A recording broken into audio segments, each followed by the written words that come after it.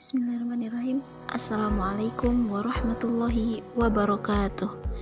Alhamdulillahirabbil alamin. Amma ba'du. Perkenalkan, nama saya Sarah Mahbubiyah dengan NIM 12120101155 yang merupakan anggota dari kelompok 6. Yang terhormat kepada Ibu Neng Gustini MPDM AG selaku dosen mata kuliah bimbingan dan konseling, serta teman-teman yang saya banggakan dan semoga Allah muliakan. Baik, pada kesempatan kali ini izinkan saya untuk menyampaikan materi tentang bimbingan karir dan jabatan. Saya harap teman-teman dapat menyimaknya dengan baik dan dapat menjadi ilmu yang bermanfaat. Amin ya rabbal alamin. Adapun topik pembahasan yang akan dibahas pada materi kali ini yaitu yang pertama tentang latar belakang bimbingan karir, yang kedua tentang tujuan bimbingan karir, dan yang terakhir tentang prinsip bimbingan karir. Pada pembahasan pertama yaitu mengenai latar belakang bimbingan karir. Nah, konsep bimbingan jabatan lahir bersamaan dengan konsep bimbingan di Amerika Serikat pada awal abad ke-20 yang dilatari oleh berbagai kondisi objektif pada waktu itu. Di antaranya, yang pertama, keadaan ekonomi, yang kedua, keadaan sosial seperti urbanisasi, yang ketiga, kondisi ideologis seperti adanya kegelisahan untuk membentuk kembali dan menyebarkan pemikiran tentang kemampuan seseorang dalam rangka meningkatkan kemampuan diri dan statusnya. Dan yang keempat, pengembangan ilmu, khususnya dalam bidang ilmu psikofisik dan psikologi eksperimental. Atas desakan kondisi tersebut, maka muncullah gerakan bimbingan jabatan atau yang disebut vocational guidance yang tersebar ke seluruh negara. Istilah vocational guidance ini pertama kali dipopulerkan oleh Frank Person pada tahun 1908 ketika ia berhasil membentuk suatu lembaga yang bertujuan untuk membantu anak-anak muda dalam memperoleh pekerjaan.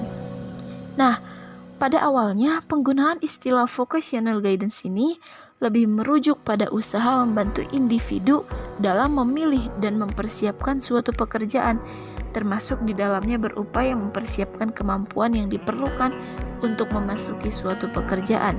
Namun, sejak tahun 1951, para ahli mengadakan perubahan pendekatan dari model okupasional ke model karir. Kedua model ini memiliki perbedaan yang cukup mendasar, terutama dalam landasan individu untuk memilih jabatan.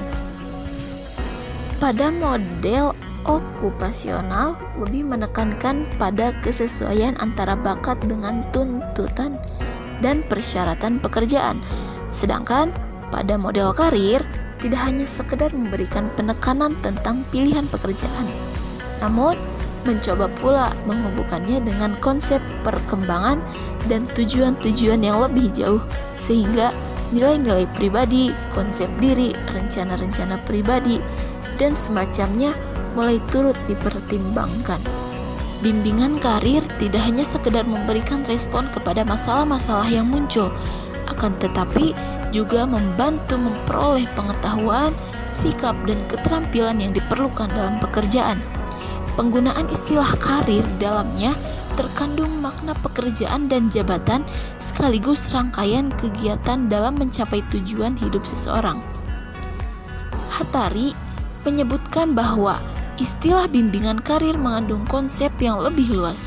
Bimbingan jabatan menekankan pada keputusan yang menentukan pekerjaan tertentu, sedangkan bimbingan karir menitik beratkan pada perencanaan kehidupan seseorang dengan mempertimbangkan keadaan dirinya dengan lingkungannya, agar ia memperoleh pandangan yang lebih luas tentang pengaruh dari segala peranan positif yang layak dilaksanakannya dalam masyarakat.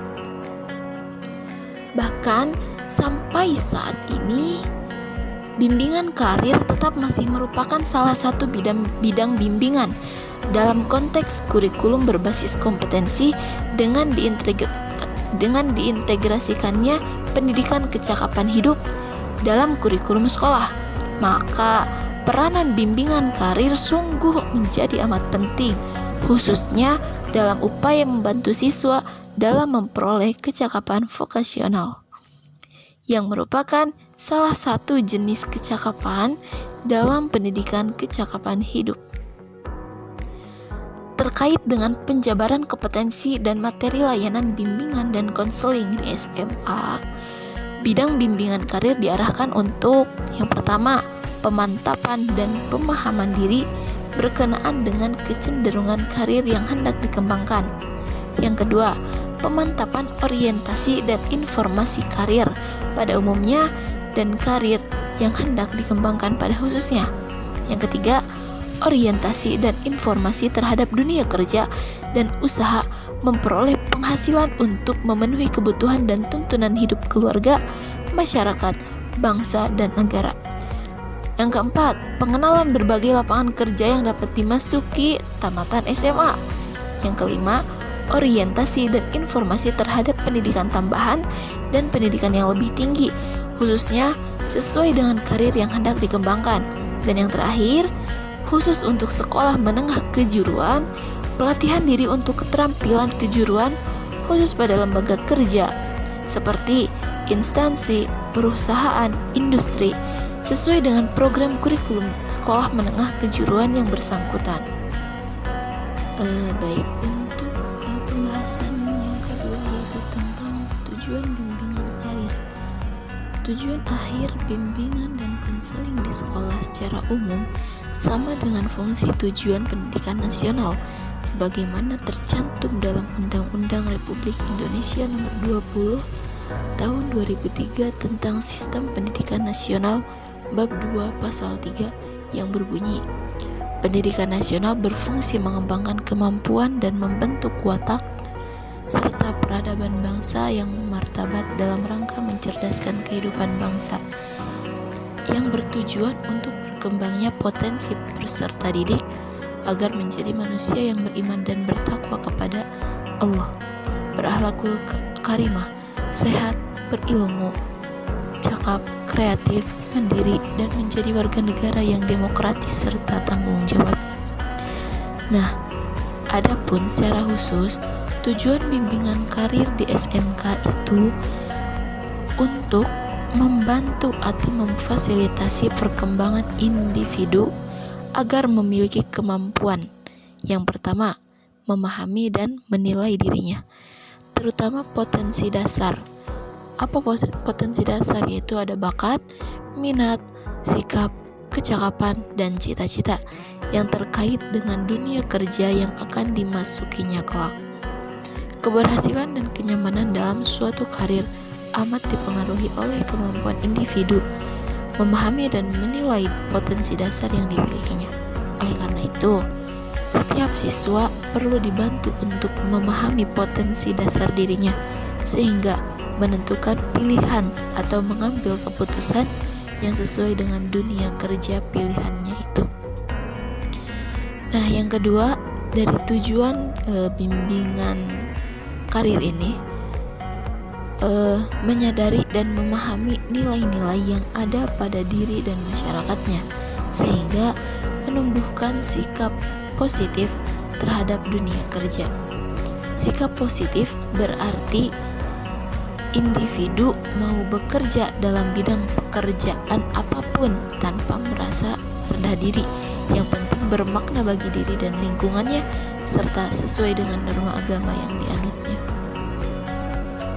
Nah, selanjutnya yang ketiga yaitu mengetahui lingkungan pekerjaan yang berhubungan dengan potensi dirinya serta memahami jenis-jenis pendidikan atau pelatihan yang diperlukan untuk mengembangkan karir dalam bidang pekerjaan tertentu.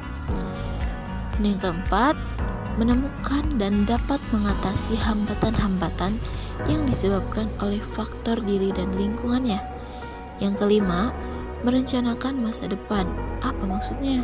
Yaitu merancang kehidupan secara rasional untuk memperoleh peran-peran yang sesuai dengan minat, kemampuan, dan kondisi kehidupan sosial ekonomi. Dan yang terakhir, membentuk pola-pola karir, yaitu kecenderungan arah karir. Misalnya, apabila seorang siswa bercita-cita menjadi pemandu wisata, dia senantiasa harus mengarahkan dirinya kepada kegiatan-kegiatan yang relevan dengan karir kepariwisataan. Nah, dan yang terakhir itu prinsip bimbingan karir. Terdapat beberapa prinsip dasar yang dipandang sebagai pondasi atau landasan bagi layanan bimbingan karir. Prinsip-prinsip ini berasal dari konsep filosofis tentang kemanusiaan yang menjadi dasar pemberian layanan bantuan atau bimbingan karir, baik di sekolah maupun di luar sekolah. Prinsip-prinsip itu adalah yang pertama, bimbingan karir ditunjukkan bagi semua individu. Prinsip ini berarti bahwa bimbingan karir diberikan kepada semua individu, baik yang tidak bermasalah maupun yang bermasalah, baik pria maupun wanita, baik anak-anak maupun remaja.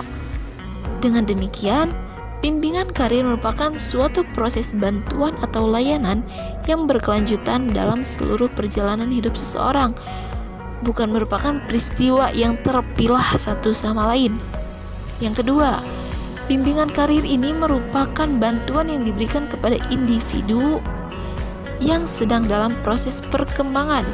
Dengan demikian, ciri-ciri dan tugas-tugas perkembangan pada tahap tertentu hendak dijadikan dasar pertimbangan dalam setiap kegiatan bimbingan karir. Lanjut yang ketiga, bimbingan karir bersifat individual. Setiap individu bersifat unik, yaitu berbeda satu sama lain. Dan melalui bimbingan karir, individu dibantu untuk memaksimalkan perkembangan keunikannya tersebut. Prinsip ini juga berarti bahwa yang menjadi fokus sasaran bantuan adalah individu, meskipun layanan bimbingannya menggunakan teknik kelompok. Yang keempat, bimbingan karir menekankan hal yang positif. Dalam kenyataan, masih ada individu yang memiliki persepsi yang negatif terhadap bimbingan karir, karena bimbingan karir dipandang sebagai satu cara yang menekan aspirasi.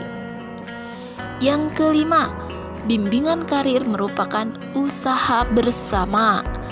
Nah, dari sini dijelaskan bahwa bimbingan karir ini bukan hanya tugas atau tanggung jawab konselor, tetapi tugas guru dan kepala sekolah. Mereka sebagai tim kerja terlibat dalam proses bimbingan karir. Program bimbingan karir akan berlangsung efektif apabila ada upaya kerjasama antar personel sekolah, juga dibantu oleh personel dari luar sekolah seperti orang tua siswa atau para spesialis. Yang terakhir, pengambilan keputusan merupakan hal yang esensial dalam bimbingan karir. Bimbingan karir diarahkan untuk membantu individu agar dapat melakukan pilihan dan mengambil keputusan karirnya. Bimbingan karir ini juga berperan untuk memberikan informasi dan nasihat kepada individu. Hal itu sangat penting baginya dalam mengambil keputusan karirnya. Kehidupan karir individu diarahkan oleh tujuan karirnya, dan bimbingan karir memfasilitasi individu untuk mempertimbangkan, menyesuaikan diri, dan menyempurnakan tujuan karir melalui pengambilan keputusan yang tepat dan bertanggung jawab atas keputusan itu. Baik, hanya itu yang dapat saya sampaikan. Semoga dapat bermanfaat, khususnya untuk saya dan umumnya untuk teman-teman semua yang mendengarkan. Saya akhiri. Wassalamualaikum warahmatullahi wabarakatuh.